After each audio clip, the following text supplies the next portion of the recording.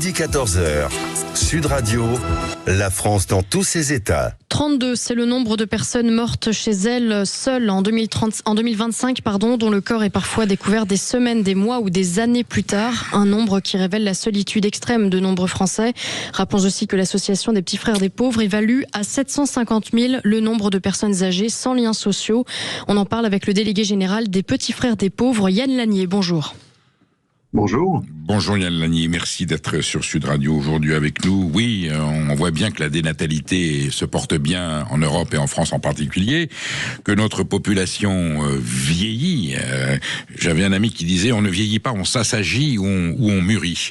Et que pour autant, il y a en République française, pays des droits de l'homme, une catégorie sociale.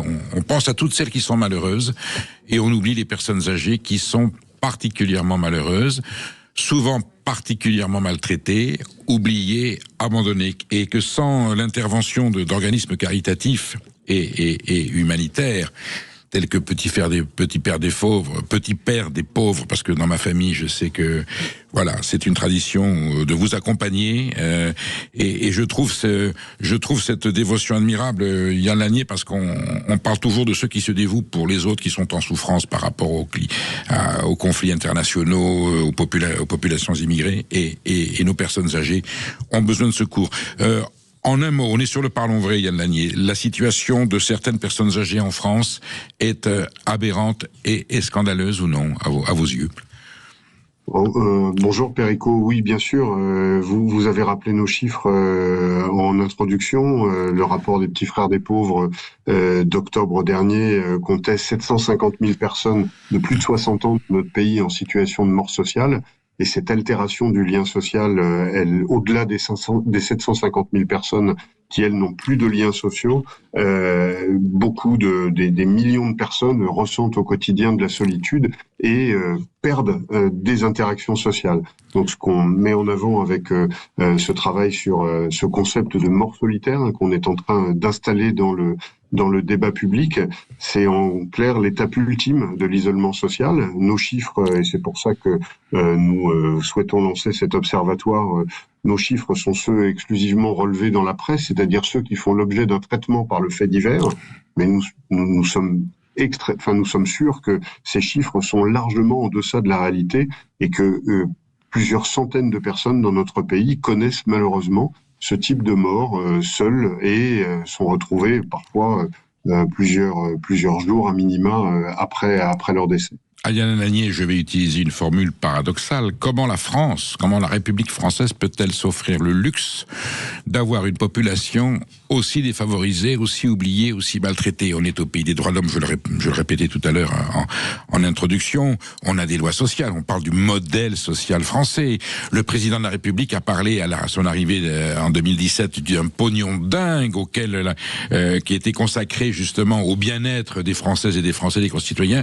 Et tout d'un coup, on a une population qui est... Alors, donnez-moi l'explication. C'est une carence administrative, législative, sociologique. Qu'est-ce qui se passe? On se dit que les vieux, tout ira bien, ils finissent leur vie, il y a tout ce qu'il faut. Et en fait, il y a des gens qui sont dans une situation quasiment de quart-monde. Ah oui, totalement. Et puis, il faut remettre ça dans les statistiques globales de la pauvreté. Il y a 10 millions de personnes dans notre pays qui vivent sous le seuil de pauvreté, toutes tranches d'âge confondues. Rappelez, Perico, également que le minimum vieillesse est aujourd'hui 200 € en dessous le seuil de pauvreté admis qui sert à calculer les statistiques. Et vous connaissez très très bien les régions et des personnes qui ont une vie de travail derrière eux et qui vivent avec 600, 700 € par mois. Il y en a des centaines de milliers dans notre pays. Et donc la situation de la pauvreté n'est pas nouvelle. Alors certes, si on la place sur le temps long, beaucoup a été fait, notamment au moment, après la Seconde Guerre mondiale, pour sortir les personnes âgées de la pauvreté. Nous, aux Petits Frères des Pauvres, on constate que nous allons devoir faire face à nouveau à une vague de personnes, notamment celles et ceux qui ne sont pas encore dans les personnes âgées, qui ne sont pas encore à la retraite, la génération des 50, 65 ans aujourd'hui, qui pour tout un tas de raisons, des ruptures familiales, des difficultés professionnelles, la première génération qui aura connu vraiment le chômage de masse, on s'attend aussi à avoir beaucoup de retraités en situation de pauvreté qui malheureusement vont exister dans notre pays dans les 10 à 15 années à venir. Alors en plein cœur du débat sur les retraites qui n'est pas du tout terminé, où on sait qu'en France il y a des retraités très aisés et qu'on reproche à cette génération des 30 glorieuses, les gens qui sont au-delà, les septuagénaires, vous avez bénéficié d'une situation économique formidable, vous êtes propriétaire, vos enfants sont casés et vous avez des retraites mirobolantes sur des cotations qui sont bien supérieures à celles d'aujourd'hui. C'est vrai, il y a cette réalité-là. Elle concerne une minorité de personnes âgées et c'est vrai qu'on leur demande de recontribuer un petit peu pour que les gens qui arrivent derrière aient une retraite décente. Mais les millions de personnes âgées, retraitées qui vivent dans la pauvreté, avec cet élément que j'ai constaté moi-même quand je rencontre des gens de cette situation, surtout dans la ruralité, des personnes qui sont dans la précarité absolue. Quand vous allez chez eux, ils vous offrent un petit biscuit, un petit verre de quelque chose. Ils ne se plaignent pas. Et quand vous avez la somme avec laquelle ils vivent par mois, vous dites mais comment vous faites ? Ah ben vous savez monsieur, on se débrouille comme on peut. La modestie et la résilience de cette population, c'est extraordinaire. Au Petit Frères des Pauvres, vous en rencontrez aussi forcément. Bien sûr, c'est une grande partie des personnes que nous accompagnons, même si les personnes qui vivent l'isolement social et la précarité, on les retrouve dans tous les types d'habitats sur notre territoire. Et effectivement, vous l'avez très bien décrit, Perico, des personnes qui, dans la ruralité profonde, peuvent vivre des situations qu'on croit terminées dans notre pays. Il y en a aussi en ville, bien sûr. Il y a de la nier. C'est ce que j'allais vous dire. Le rapport 2024 des Petits Frères des Pauvres traitait des situations de pauvreté au-dessus de 60 ans. Et il y a 2 millions de personnes en situation de pauvreté au-dessus de 60 ans dans ce pays.